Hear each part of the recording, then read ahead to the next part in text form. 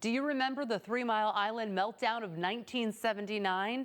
It was considered one of the worst nuclear accidents in American history. But now, decades later, Unit 1 is set to restart. We went into the CBS 21 archives to find WHP's coverage of the historic event. And here's a special our station did 1 year after the disaster. Can Metropolitan Edison and the Nuclear Regulatory Commission ever be trusted again by the Mishiks or any other nuclear family living in this area? Can the nuclear power industry ever dispel the fears that those people have? Well, Med-Ed says it can by presenting them with the facts. Once we do get TMI cleaned up, then we believe that a lot of the emotional stress and strain will have disappeared because... Sandy Pollan is manager of communications for Med-Ed. Since the accident, he's been involved in meetings with the community to discuss how the situation has progressed in the past year and what is really happening as far as radiation and the dangers, if any, that the public faces. He also agrees that residents around the plant deal with two kinds of fear, emotional and factual, but he says the true facts will dispel both fears. Well, I don't think that it's possible to convince somebody. I think what we have to try to do is to try to lessen the tension a little bit. We have to present the information in such a way that they begin to believe some of the information. They have to look at the information that others are providing, the medical profession, the regulatory bodies, other state and federal agencies, and the kinds of information that we're putting together. And hopefully to try to lessen some of the strain and stress that they may have. Now, there's nothing that's 100% guaranteed, nothing. Nuclear power, driving an automobile, a coal-fired plant, going to work, walking out on the street. There's nothing that's 100% guaranteed. It says that there is not going to be anything that can possibly happen. There's just nothing that says that. Certainly everything that we do, all of us in our day-to-day endeavors, whether you work at TMI or whether you work at the post office or whatever, the human element is always with us. When we drive our car, we have to control, but we can't control the other person. These people are afraid of the fact that they really can't see anything at this point. Maybe 20 years down the line, they'll know if one of their children develops whatever. How do you counteract that? We know, and others have agreed, and others have made calculations and so forth and so on, that the largest dose that anybody could have received as a result of the accident was in the neighborhood of 80 millirems, which is considered low-level radiation. Everybody in their natural surroundings in this area gets about 180 to 100 millirems, and that doesn't count any medical or whatever. All we know is that the limitations on radiation levels are set by the government, and those limitations are developed by an independent group of medical people. And the medical people are the ones that say, hey, up to this point in time, they don't have any evidence that would indicate that there's going to be any effect from low levels of radiation. What happens 20 years from now, we can't predict. We're assuming, we believe, by the way, we believe that there will not be any ill effects from this. The question of credibility has cropped up many times since last year's accident. Pollan agrees that many people probably feel as though Med-Ed is no longer credible. But he feels, for the most part, Med-Ed is, depending on how you define the term. Credibility is an often used word. Sometimes it's overworked. I think what we really need to do is to make a definition of credibility. Does credibility mean trying to communicate to the public to the best of your ability, the information that you know at hand, the best way you possibly can? We've been doing that. If there are those that say that we haven't been doing that, then maybe we are suffering some credibility. And when I reach eyes are smiling, surely But for many people, even those who have lived through the accident, it is difficult for them to determine if nuclear power is good or bad, but they do want to form their own opinions. Just several weeks ago, the West Shore Rotary Club invited 2 anti-nuclear speakers to its Wednesday night meeting. While the Rotary plans to invite people from Med-Ed and the NRC to speak to its group, the members decided to hear the anti-nuclear side of the issue at this particular meeting. You talk to the persons who favor nuclear power, who are the apologists for it, or if they're not apologists, they're certainly defenders of it, you will get four basic arguments. First, the nuclear power is clean, that it's safe, that it's economical, and that it's necessary, that you can't do without it. I hope to be able to answer some of those arguments for you. The amount of radiation it gets out is different routinely than gets out during an accident, obviously. There has been a great effort to try to contain the amount of radiation, but the point is that it cannot be totally contained. So therefore, there is environmental contamination to whatever degree. And the more research that occurs, the more we see that the less radiation we're exposed to, the better off we are. But has the past year of trying to dispel the people's fears been a successful attempt? Have the people really put their trust in the industry? Are they willing to accept what those in charge say as the truth? This meeting just last week in Middletown could possibly be the answer to those questions. The NRC held this meeting to explain MedEd's proposed plan to vent krypton gas from the containment building. And while this meeting was a long one, the people's feeling about that venting plan was summed up early and very quickly. All for releasing the krypton applaud. Those against releasing the krypton.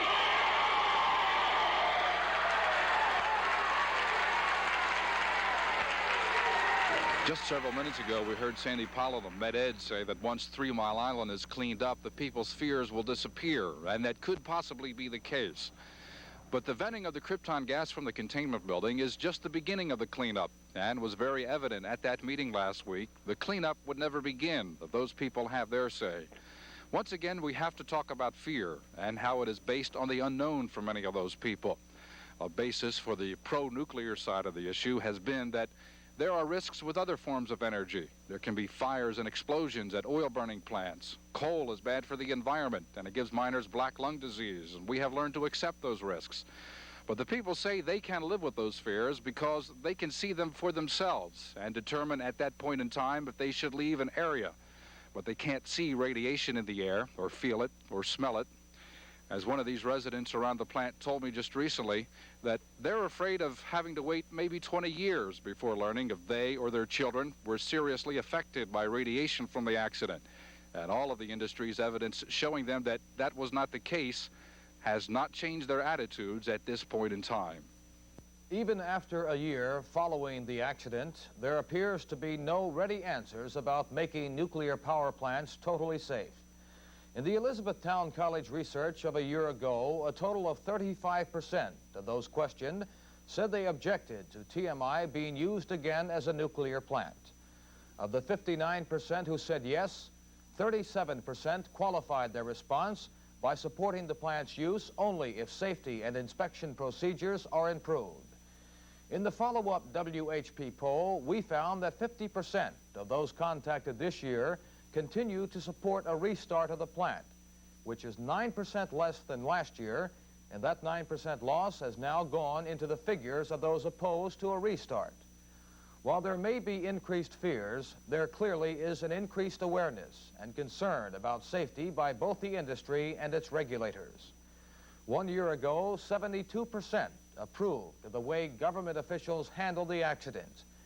In the WHP-sponsored follow-up survey a year later, there is an amazing turnabout. Now, 32% of those questioned approve of the way government handled the situation. Those figures represent a drop of 40% in confidence, which could have been a result of government action since the accident. The Nuclear Regulatory Commission's field office here in Middletown was opened over 10 months after the accident, and that time frame has become typical of the caution, some say sluggishness, with which the NRC moves in its role as watchdog of Metropolitan Edison. It took about 5 months for the NRC to approve the use of Epicor 2, 3 months to decide it was safe to enter the airlock at the plant, and the proposal currently under review to vent krypton gas from the containment building has been under consideration since last November. Only recently have some commissioners urged that decisions regarding the cleanup be made in terms of weeks instead of months. Many people blame the NRC for the fact that Med-Ed has done little to find alternatives to venting radioactivity from the plant and is now able to claim that there's no time to do anything but vent it.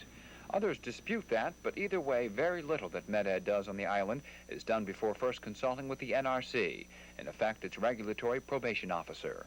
My role is to assure that the recovery programs are conducted in full conformance with commission regulations, commission orders, and good practices. That's my role. Our other role, of course, is to review the operating procedures that are developed to carry out part of the recovery program. And Collins insists that the extra scrutiny given Med-Ed is not a form of punishment. I think that the extra scrutiny is warranted because of some of the unique problems that exist. That this is the first time that we've experienced an accident of this nature in a nuclear power plant, and we're dealing with much different levels of radioactivity than one would deal in a normal power plant. If Med-Ed finds itself submissive to the NRC, it owes its entire existence to the people who sit here on the Public Utility Commission. The agency which regulates all utilities in the Commonwealth is currently in the process of deciding whether or not Med-Ed may even continue to generate electricity in Pennsylvania after what happened at the plant a year ago. While unable to speculate on the chance of that happening, the Commission chairman admits that stripping Med-Ed of its license would have far-reaching effects, both here and across the country. If that were the case, there would have to be some mechanism in place whereby another utility would pick up the service, because you could not put all the people in Med-Ed's territory out of electricity. And I would suspect also that there would be ramifications for every other electric utility in the country as far as financial ratings, etc. Another landmark decision the panel must make is who pays what share of the cost of what went wrong at TMI. During the 4-month proceeding, the commissioners have been told that Med-Ed has no choice but to have the customers pay, since the stockholders have already been hurt. They've also been told the customers should not have to pay for someone else's mistake. In many ways, it's a no-win situation. There are many aspects to who pays for what, paying for the cost of the accident versus paying for cost of replacement power, and all the, cost of paying for a unit that's not currently in operation. I would suspect that no matter what decision this commission renders at the end, there will be some group of individuals that will not be exactly pleased with it. This commission is in a definitely no-win situation. I think what we can hope for is that the public understands that whatever our decision is one we have tried to come to in using all our abilities possible and come down with a reasonable decision. Regardless of who gets socked financially, the neighbors of the plant clearly have been paying psychologically for the accident. That was the top health hazard cited by many of the various investigations of the accident, including the Presidential Commission on TMI, which said the major health effect of the accident appears to have been on the mental health of the people living in the region near the plant. What many consider to be the most unnerving finding of those probes comes from an investigation headed by Mitchell Rogovin, performed for the NRC. That report claimed that had technicians in the plant during the accident done nothing for another 30 to 60 minutes, the core could have melted down. Last month, when the plant vented traces of radioactive gas and Med-Ed failed to warn public officials about the incident, Middletown Mayor Robert Reed sent a telegram to President Carter requesting the Department of Health, Education, and Welfare to take charge of monitoring radiation releases. Mayor Reed also said the public's right to know and the need to know have been routinely abused. A year ago, in the Elizabethtown research, 51% of the respondents indicated the public had not been told the truth about the situation. A year later, our follow-up survey has found that 68% of those contacted believe they have not been told the truth about the situation. The most glaring change of mind occurred among people age 18 to 24, having less than a high school education.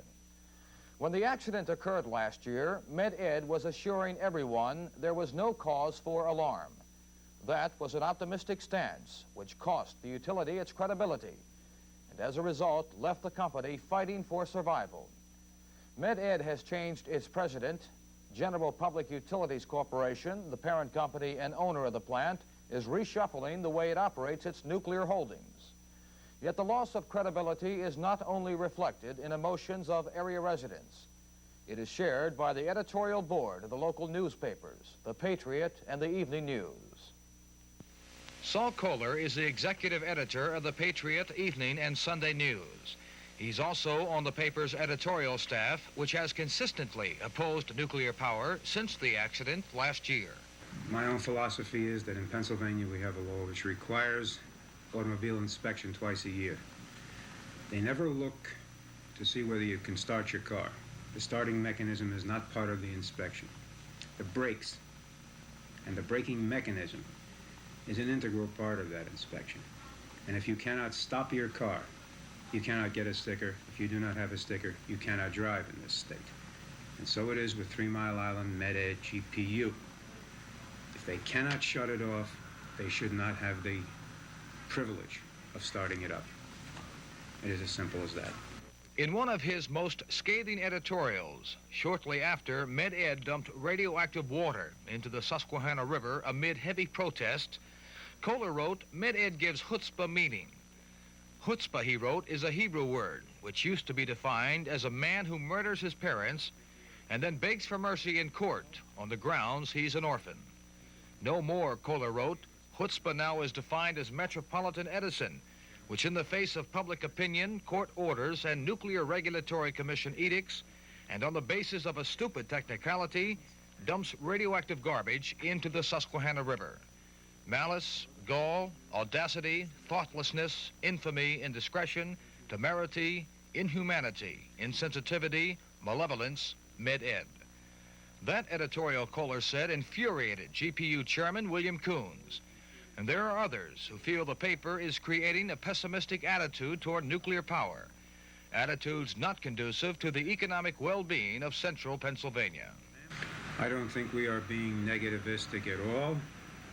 The folks who gave us 3 Mile Island, the chairman of the board, the president, the other officials of Med-Ed and GPU have said in my presence and outside of my presence that although the Patriot News has been against them editorially, although the Patriot News advocates the entombment of 3 Mile Island as a memorial to nuclear power, they have always been treated meticulously, fairly in the news columns of these newspapers. And for that, I am thankful for them and to our capable staff here, that regardless of what our editorial position is, we are fair in our news coverage. But the newspaper has come under fire for having a negative influence on the community. While we have heard from community groups concerned for our future safety of nuclear operations, there is one organization that is out to prove we have survived. Our concern was that because of the national and worldwide attention that was devoted to TMI and the prophets of doom that were saying we were forever scarred, that our agricultural products would not be acceptable, that you couldn't safely buy a Hershey bar. The initial thought was that this place would become a deserted, there was initially one convention that spurned Harrisburg, I think was the hardware dealers. So that in an effort to take steps to see that these things didn't happen, this organization was put together. Harrisburg attorney Ed First is chairman of the Capital Area Task Force, a group of more than 100 civic, community, business, and government leaders impaneled shortly after the accident in an effort to keep the area economically and socially stable. Collectively, First says, we geared ourselves toward forward movement in 10 major areas. I think a year after TMI, a number of affirmative and positive things have happened, that the business, economic, employment climate here is stronger than it was a year ago and is going to continue to grow because we have 2 great new hotels now being erected that are going to bring people and provide employment. The South Ridge is a $65 million project. That's one of the things we specifically worked on. That contract's been awarded. That's underway. Contracts have been awarded to upgrade and improve Olmsted, including a major contract for a complete architectural design for a whole new terminal. The Cameron Street extension is coming to pass. The old railroad station, as you know, title's been transferred to the Redevelopment Authority. That's going to get a facelift and an upgrading. Hopefully, the new Pennsylvania State Justice Center will be located here instead of Philadelphia. That we're still working on. So for all of these reasons, there is specific room to believe that we're better now, and we're going to get better than we were March 28th, 1979. World attention has been focused on that relatively small island in the Susquehanna River, 10 miles south of Harrisburg, and that attention has remained there in varying degrees and will for some time to come. Currently, there is public discussion about the release of radioactive Krypton-85 gas into the atmosphere so that cleanup operations can begin. 51% of those questioned in the WHP poll said they disapprove of such practices. That vetting is part of a 4-year, $400 million cleanup project MedEd has embarked on. A project that must be done before anyone can talk about generating electricity at the plant again. The unprecedented task of cleaning up this crippled plant began even before it was in what's described as a cold shutdown mode. But from day one, the cleanup has been marked by a controversy over how fast to proceed. During the past year, this is what has been cleaned up. The auxiliary building has been swept and scrubbed free from radiation. In addition, the fuel handling building is about 90% clear from contamination. And about 165,000 gallons of water have been decontaminated through a system constructed here called Epicor 2, built to process water mildly contaminated during the accident. And while some may say that's not much to show for a year's work, the man whose job it is to guide the plant back to recovery disagrees. There's been a tremendous amount of work done at 3 Mile Island. First of all, in modifying the plant to put us in position to ensure that over the long duration of the cleanup, we would be able to assure ourselves of maintenance of safe conditions in the plant. And secondly, in terms of actual physical work to start the cleanup in the auxiliary buildings, fuel handling buildings, processing of the water there. And we've also done a lot of work that doesn't have much visibility in initial planning and engineering effort necessary to do the cleanup inside the containment building. So while some of it has not progressed as rapidly as we'd like, and I think the most notable would be the processing of the water with Epicor 2, that system nevertheless has worked very well. It's worked as well as we wanted to in terms of the degree of cleanup. Epicor 2 works much like a home water softener. The radioactive particles are removed as the water passes through these resin beds. The resins are then stored underground until permission is granted to truck them off the island. With Epicor 2 being used, the attention now is shifting to the remaining major step of the cleanup, the containment building, which houses the mangled reactor core. It also houses 600,000 gallons of highly contaminated water, part of the primary coolant system which leaked onto the floor during the accident, exposing the core. A system has not yet even been designed to decontaminate that water, but a year later, workmen are on the verge of entering the containment building, having successfully entered an airlock and looked inside through a window. The actual containment building entrance would be made easier, says MedEd, by first removing 57,000 curies of radioactive krypton gas trapped in the building since the accident. And the easiest way to do that, says the NRC staff, is by venting the gas into the atmosphere, a little bit at a time. MEDA's proposal to vent the krypton gas has become the most controversial aspect of the cleanup, and simply the thought of releasing another dose of radiation into the atmosphere is enough to make many of these residents blood boil, and nothing the NRC spokesman can say can quell their anger, even though they try. The Commission has asked us to look at the possibility of releasing the same amount over a couple of day period at a much higher elevation at a time when weather conditions are such that the dose would be no different than what are projected in the environmental assessment. Okay, and exactly, Mr. Vollmer, do you personally approve of this venting? I mean, if it were up to you, would you vent? I made as part of the staff that prepared the environmental assessment, I did make that recommendation, yes. Just one more question. A few months after the accident, the NRC's Harold Denton reminded us that his agency does not make policy based on public opinion. The issue of venting could very well be an example of that statement. The venting is expected to begin sometime in May and last for about 2 months. The longer the cleanup continues, as generally agreed, the greater the chance that something else could go wrong with the plant. One of those wrongs is the staggering possibility the reactor could go critical once again. The chances of going critical are very slim.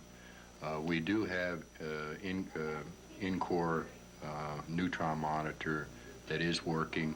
We do maintain the boron concentration in the primary system to assure that the reactor stays in a subcritical condition. There are mechanisms to avert that condition, so that is not, in my opinion, a very real probability. The most conservative estimations put the cost of the cleanup effort at $400 million over the next 3 years. But for Robert Arnold, it's all being done with the expectation of again seeing electricity being generated by nuclear fission at 3 Mile Island. My judgment is that that will be the ultimate outcome with Unit 2, that it will eventually operate again. I'm personally dedicated to ensuring that we have the opportunity to do that by the conduct of the cleanup and by the performance of the organization there that will be responsible for that cleanup. I think that to a large extent the issue will be decided on the outcome of the Unit 1 hearings. I think if we are permitted to operate Unit 1, we'll demonstrate that we've got the organization, we've got the capability, we've got the dedication to operate that unit safely, and the issue of Operation Unit 2 will pretty much fall or stand on the issue of Operation Unit 1. But returning either unit to service will be much easier if some way, at least in part, the confidence can be won of those people who glance out their windows every day and see the giant cooling towers. Arnold knows that task is ahead of him, but winning public confidence is a battle that won't even be fought unless this plant can first be cleaned up. I'm really not concerned about winning public confidence on the Operation Unit 2 at this time. Clearly that's a chore that we have with regard to Unit 1, but with regard to Unit 2, I'm concerned at this point only with winning confidence that we can conduct this cleanup safely and within criteria that will give full assurance to the public that their health is not threatened. Earlier in this program, we reported that 50% of those contacted to some degree now believe that the TMI plant should be allowed to operate again. We also find that 15% of the respondents would consider moving away if the plant does operate again. Only a 2% change from a year ago, virtually no change.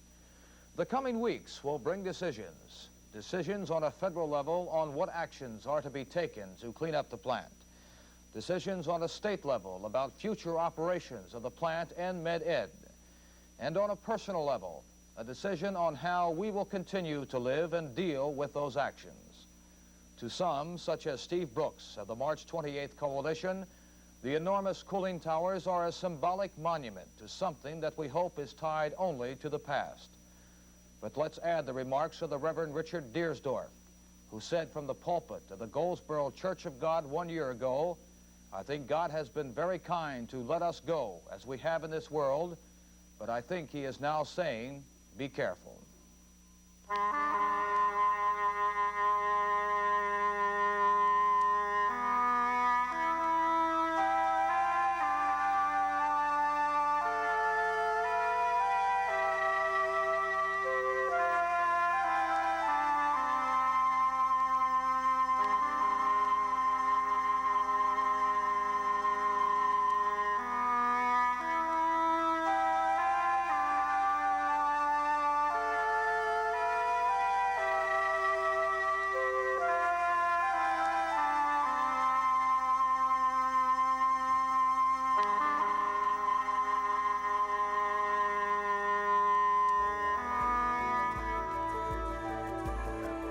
CBS 21 News, celebrating 70 years, proudly Pennsylvanian.